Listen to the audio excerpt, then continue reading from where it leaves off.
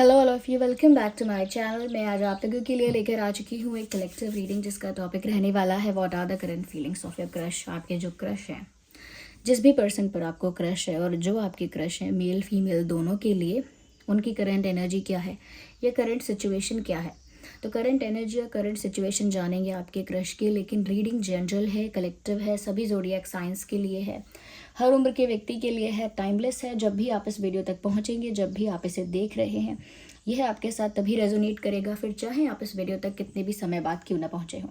Okay, क्योंकि अगर आप इस वीडियो तक पहुंचे हैं, मुझे सुन रहे हैं, इस वीडियो को देख रहे हैं, तो व्यूअर्स ज़रूर इसमें आपके लिए कोई ना कोई मैसेज है, तभी आप इस वीडियो तक पहुंचे हैं।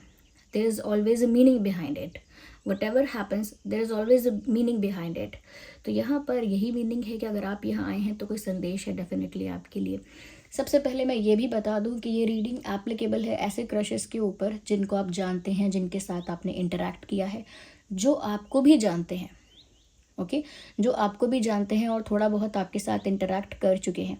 ये किसी स्ट्रेंजर क्रश के ऊपर या किसी सेलिब्रिटी क्रश के ऊपर एप्लीकेबल नहीं है। Okay, let's start the reading without wasting time. देखते हैं what are the current feelings of your crush. Here we have the first card, 9 of swords. यहाँ पर ऐसा लगता है that your crush is tensed about something. आपके जो crush हैं, जिस भी व्यक्ति पे आपको क्रश है, किसी बात को लेकर बहुत ज़्यादा चिंतित है। ऐसा लगता है बहुत ज़्यादा परेशान है। कोई बात ऐसी है जो रह रहकर उनको सता रही है।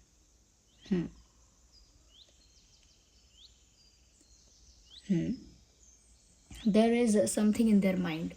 कुछ तो इनके दिल दिमाग में चल रहा है जो इनको बहुत सता रहा है, जिसकी वजह से इनको चैन की नींद भी नहीं आ रही है, वो सो भी नहीं सकते हैं शांति से, और बहुत इमोशनली बहुत हैवी फील हो रहा है इस इंसान को। इनकी लाइफ में कुछ ऐसा सिचुएशन चल रहा हो सकता है, कुछ ऐसा चल रहा हो सकता है जो इनके लिए काफ़ी पेनफुल है, काफ़ी स्ट्रेसफुल है।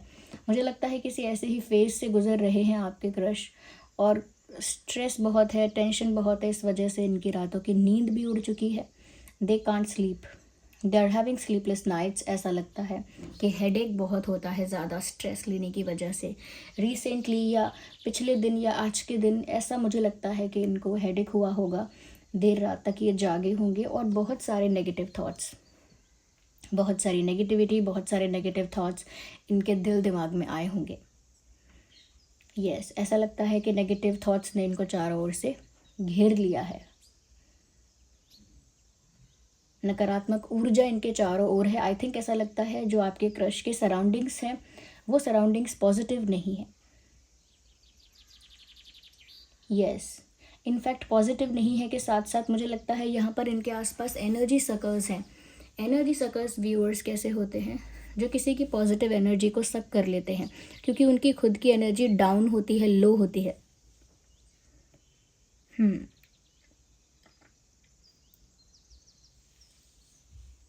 मुझे यहाँ पर ऐसा भी नज़र आ रहा है व्यूअर्स कि ये जिस समय से गुजर रहे हैं वो इनके लिए अच्छा नहीं है।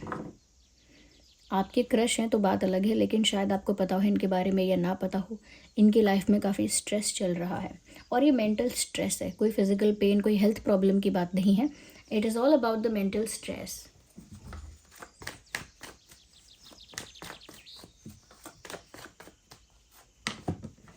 मुझे लगता है कि इनकी डेस्टिनी इस समय इनका साथ नहीं दे रही है। ओके, इनके भाग्य के हिसाब से जो भी कुछ इनकी लाइफ में अभी हो रहा है वो अच्छा नहीं है, पॉजिटिव नहीं है। कह सकते हैं कि इतना इंटरेस्टिंगली ब्यूटीफुल नहीं है या इतना अच्छा नहीं है। इन शॉर्ट ऐसा है कि कर्मा सर्व हो रहा है। डेस्टिनी में इनके लिए जो ये समय लिखा गया है उसमें ना काफ़ी कुछ ये फेस कर रहे हैं। ज़रूरी नहीं है कि एक लव लाइफ का कर्मा होता है ये वही फेस कर रहे हैं, और भी तरह के कर्मा होते हैं, जैसे फाइनेंशियली कोई सेटबैक उनको देखने को मिल रहा है, कोई फाइनेंशियल लॉस हो सकता है, या फैमिली कोई इशू हो सकता है, या खुद के करियर के रिलेटेड कोई प्रॉब्लम हो सकती है, या कहीं ना कहीं उनकी सोशल लाइफ में काफ़ी सारी डिफ़िकल्टी या कुछ ना कुछ ऐसा इशू चल रहा हो सकता है जिसकी वजह से वो करेंटली परेशान है। और दोष किसको दे रहे हैं, दोष नहीं भी दे रहे हैं, फिर भी ऐसा लगता है साफ साफ कि इनका जो भाग्य है वो इस समय इनका साथ नहीं दे रहा है। Maybe after some time हो सकता है चांसेस हैं कि कुछ समय बाद इनकी परिस्थिति, इनके ग्रह, इनकी चीज़ें सुधर जाएं, चीज़ें बेटर हो जाएं, लेकिन अभी के लिए destiny is not in their favour, भाग्य इनके साथ में नहीं है। ओके, अगर आप इनको थोड़ा क्लोजली भी जानते हैं तो आपको पता होगा कि इनकी लाइफ में रिसेंटली ऐसा क्या हुआ है जिसकी वजह से ये इंसान थोड़े स्ट्रेस में है। मेल फीमेल दोनों के लिए ही मैं बोल रही हूँ। Yes, 3 of pentacles. मुझे यहाँ पर ऐसा भी लगता है, यहाँ पर व्यूअर्स, कि आपके जो क्रश हैं, पर्सन है, कहीं ना कहीं ऐसा लगता है कि किसी दूसरे की वजह से परेशान है, किसी तीसरे पर्सन ने इनकी लाइफ में कोई प्रॉब्लम क्रिएट किया है, कोई है जिसने इनकी लाइफ में इशू क्रिएट किया है, या इनको डोमिनेट किया है, या इनको कंट्रोल करने की कोशिश की है, या रिस्ट्रिक्शन लगाने की कोशिश की है। Ignore the background noise of coughing. Restriction लगाने की कोशिश की है, या कहीं ना कहीं किसी ने इनको हार्म किया है, इमोशनली, मेंटली किसी ने किया है। देयर इज़ समवन, क्योंकि मुझे ग्रुप ऑफ पीपल नज़र आ रहा है जो आपके क्रश का भला नहीं चाहते। और ये ग्रुप ऑफ पीपल, मैंने कहा कि इनके आसपास के लोग हैं जो एनर्जी सकर्स हैं। ये दूसरे की पॉजिटिव लाइट एनर्जी को खींच कर, उसको ऑब्जॉर्व करके कहीं ना कहीं उस इंसान को एनर्जेटिकली डाउन कर देते हैं, एनर्जेटिकली लो कर देते हैं। मुझे ऐसे लोगों का हाथ लग रहा है। इसमें बहुत ज़्यादा चांसेस हो सकते हैं ब्लैक मैजिक के, नेगेटिव स्पेल्स, इन सब चीज़ों की पॉसिबिलिटी है, क्योंकि आई कैन सी कुछ लोग हैं जो आपके क्रश का, इस पर्सन का भला नहीं चाहते हैं। ओके, और इसी वजह से ये जो इनके जो स्ट्रैटेजीज़ हैं और इनके जो नेगेटिव एक्शंस हैं वो इसीलिए वर्क कर पा रहे हैं क्योंकि डेस्टिनी अभी फेवर में नहीं है। Okay, the moment planets favour में होते हैं, कोई बुरा भी करना चाहता है तो हमारा अच्छा हो जाता है क्योंकि हमारे प्लैनेट्स हमारे फेवर में हैं। बट दिस टाइम प्लैनेट्स इनका साथ नहीं दे रहे हैं, इस वजह से कोई इनके लिए जो कर रहा है उसका डायरेक्ट असर इनको हो रहा है। इसी वजह से इमोशनली वीक फील करना, हैवी फील करना, हेडेक को फील करना, रात की नींद उड़ जाना, यानी कि चैन और सुकून का उड़ जाना। ओके, आगे और हम क्लैरिफाई करते हैं।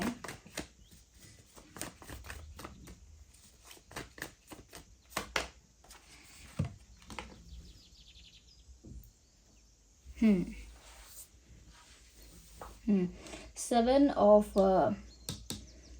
सॉर्ड्स में यहाँ पर देख रही हूँ, मुझे ऐसा लगता है कहीं ना कहीं आपके क्रश को कोई इंसान चीट कर रहा है। ये चीटिंग ऐसी हो सकती है कि इनकी बातों को कोई कहीं लीक कर रहा है। ऐसा भी हो सकता है कोई फाइनेंशियली इनको ट्रिक करने की कोशिश कर रहा है, इनका एडवांटेज लेने की कोशिश कर रहा है।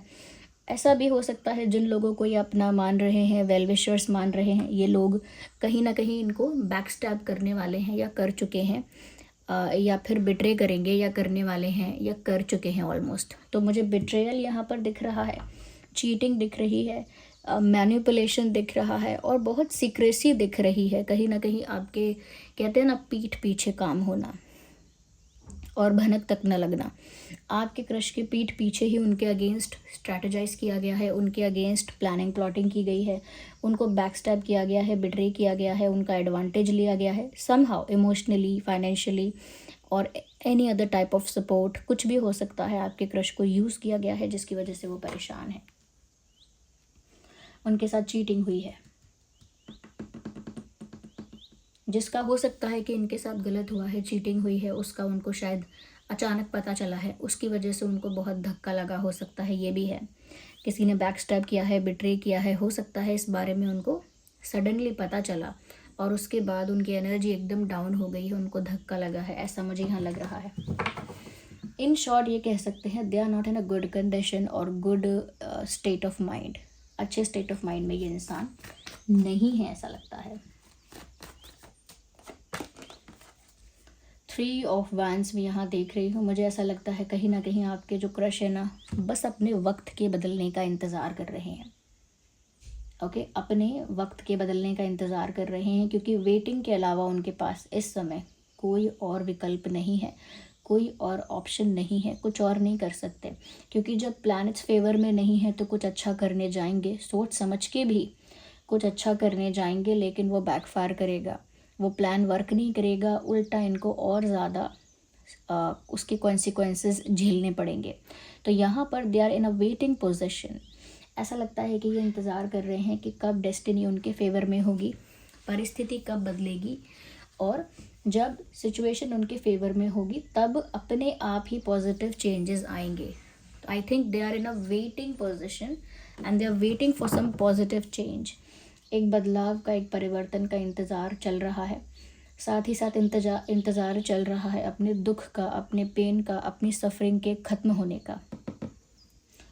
क्योंकि कहते हैं कि समय सारे ज़ख्मों को भर देता है. Time is the best medicine.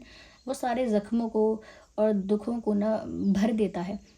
तो कहीं ना कहीं उनको भी लग रहा है कि वो दुखी हैं, स्ट्रेसफुल हैं, पर टाइम लगेगा, थोड़ा इंतज़ार करना पड़ेगा and things will be fine, जो कि सच बात है. काफ़ी इस सिचुएशन में भी जहाँ उनको ऐसे बिट्रे किया है या जो भी हुआ है, इस सिचुएशन में भी ये इंसान काफ़ी मैच्योरिटी दिखा रहे हैं या दिखा रही हैं. I think this person is very mature. मुझे ऐसा लगता है व्यूअर्स, कहीं ना कहीं जब डेस्टिनी इनके फेवर में होगी, ये वापस शाइन करेंगे. जब डेस्टिनी और प्लैनेट्स इनके फेवर में होंगे, this person will shine again. वापस चमकते हुए सितारे की तरह ऊपर आएंगे. मुझे ऐसा लगता है जैसे, क्योंकि दूसरे लोगों ने इनके साथ गलत किया है ना, they haven't done anything bad. उन्होंने कुछ गलत नहीं किया है. मुझे लगता है वापस से उनका वो ग्लो, वो चार्म, वो ग्रेस, वो लुक्स, वो सब कुछ वापस से यू नो बाउंस बैक करेगा द मोमेंट उनका अच्छा समय स्टार्ट हो जाएगा. देखिए,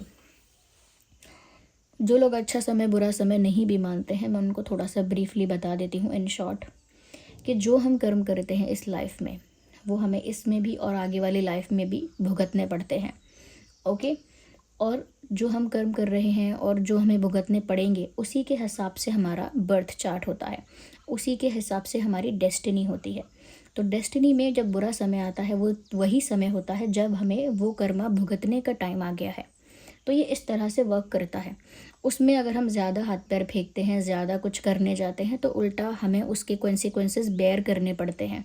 इसीलिए ऐसे बुरे समय में ज़्यादातर जो बड़े बुज़ुर्ग हैं, जो ज्ञानी हैं, वो यही कह गए हैं कि तुम इस समय शांत रह जाओ, इस समय कुछ मत बोलना, कुछ मत करना, ये करना, चुप रहना.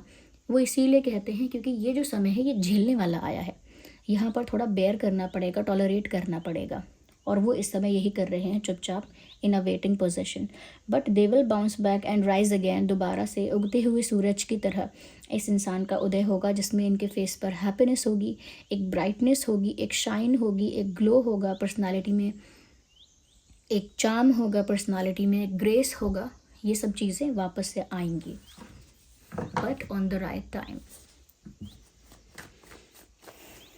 नेचुरली भी आपके क्रश कहीं ना कहीं बहुत अट्रैक्टिव हैं. पता चल रहा है कि काफ़ी गुड लुकिंग या अट्रैक्टिव पर्सनालिटी है ये, जो भी ये आपके क्रश हैं.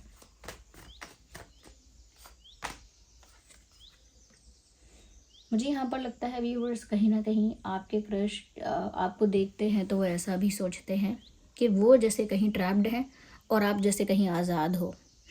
ये फीलिंग उनको आती है, ये थॉट, ये फीलिंग, ये विचार उनको हमेशा आता है whenever they see you. Maybe social media पे देखें या सामने से कभी देखें, तो आपकी हैप्पीनेस, आपकी आप जितने जॉयफुल हो, जितने हैप्पी हो, जिस तरह से आपका ऑरा है, पॉजिटिविटी है, तो उनको देखकर ऐसा लगता है कि आप कितने आज़ाद हैं व्यूअर्स, आप कितने फ्री हैं, कितने कितने लिबरेटेड हैं. ओके, कितने कितने चिल हैं, रिलैक्स हैं, कितना ज़्यादा फ्रीडम है, कितनी ज़्यादा खुशी है. चाहे ऐसा ना हो, लेकिन क्योंकि उनके पास ऐसा नहीं है इस समय वो थोड़ा स्ट्रेस में है, इसीलिए आपको देखकर वो सोचते हैं कि आप कितने ज़्यादा फ्री हो. फ्री से मतलब आज़ाद हो, और कितना इमोशनली, फाइनेंशियली, हर तरह से कितना ज़्यादा इंडिपेंडेंट हो. तो कहीं ना कहीं शायद आपको पता नहीं होगा, लेकिन आपकी पर्सनालिटी को, आपको इस पेन में वो थोड़ा बहुत एडमायर करते हैं या करती हैं. उनको ऐसा लगता है व्यूअर्स कि आप तो अपनी लाइफ में रिलैक्स्ड हो, इमोशनली इंडिपेंडेंट हो, फाइनेंशियली इंडिपेंडेंट हो, सेल्फ लविंग हो, सेल्फ रिस्पेक्टिंग हो, कहीं ना कहीं अपनी ही पोजीशन में बहुत स्टेबल हो. और वो ये सोचते हैं कि that is the best situation to be in. वो सोचते हैं कि ये सबसे बेस्ट परिस्थिति है, इसमें ही होना चाहिए इंसान को. और अपनी परिस्थिति के लिए थोड़ा सा कह सकते हैं कि खेद जताते हैं, डिसअपॉइंटमेंट दिखाते हैं. Let's see what else we have. Here we have the last card, 5 of Pentacles. यहाँ पर पता चलता है व्यूअर्स के जैसे ये इंसान जो है ना, इनको किसी फ्रेंड के, किसी अपने के सपोर्ट की बहुत ज़रूरत है. एक इमोशनल सपोर्ट के बारे में हम कह सकते हैं कि एक इमोशनल सपोर्ट चाहिए, एक मित्र का, एक दोस्त का सहारा चाहिए. It could be you also. Okay, अगर आप इनके फ्रेंड बन चुके हैं या इनके कॉन्टैक्ट में हैं तो कहीं ना कहीं you can be that person जो इनकी हेल्प कर सकता है, जो इनको थोड़ा सा हील कर सकता है इंटेंशनली. ऑफ कोर्स इंटेंशनली जो इनको थोड़ा सा इमोशनली सपोर्ट कर सकता है, क्योंकि इनके साथ अच्छा नहीं हुआ है और इनको ज़रूरत भी इस समय है किसी अपने के सपोर्ट की, किसी के सहारे की, किसी के कहते हैं किसी के मोटिवेशन की, किसी के काउंसलिंग की ज़रूरत. ऐसे इनकी ज़रूरत इस समय है.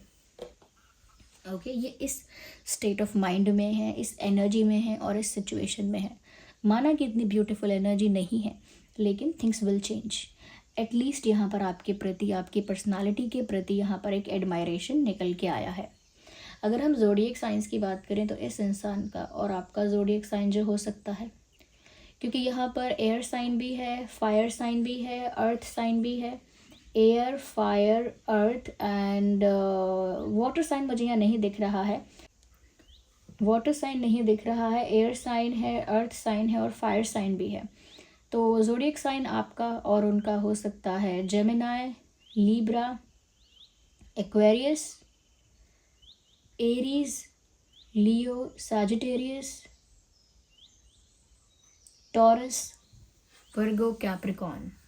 ये कुछ ज़ोडिएक साइंस है जो आपके या उनके हो सकते हैं. अगर इम्पॉर्टेंट डेट्स की बात करें, 9, 19, 29, 3, 13, 23, 10, 20, 30, 6, 16, 26, 8, 18, 28, 7, 17, 27, 5, 15, 25.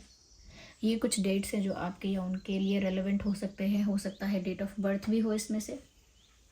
Okay, so viewers, this was the reading. ये आपके क्रश की परिस्थिति है और उनकी एनर्जी है, उनका स्टेट ऑफ माइंड है. I hope it was helpful for you. आप कमेंट करके ज़रूर बताइएगा. वीडियो को लाइक कीजिएगा, शेयर कीजिएगा. अगर आप नए हैं सब्सक्राइब करिए, बेल आइकन को प्रेस करिए. डिवाइन को, यूनिवर्स को कमेंट्स में थैंक यू करिए, ग्रैटिट्यूड शो करिए इस मैसेज के लिए, गाइडेंस के लिए. ओके, चलिए मिलते हैं फिर अगली रीडिंग में. तब तक के लिए bye bye family. Love you all. Take care.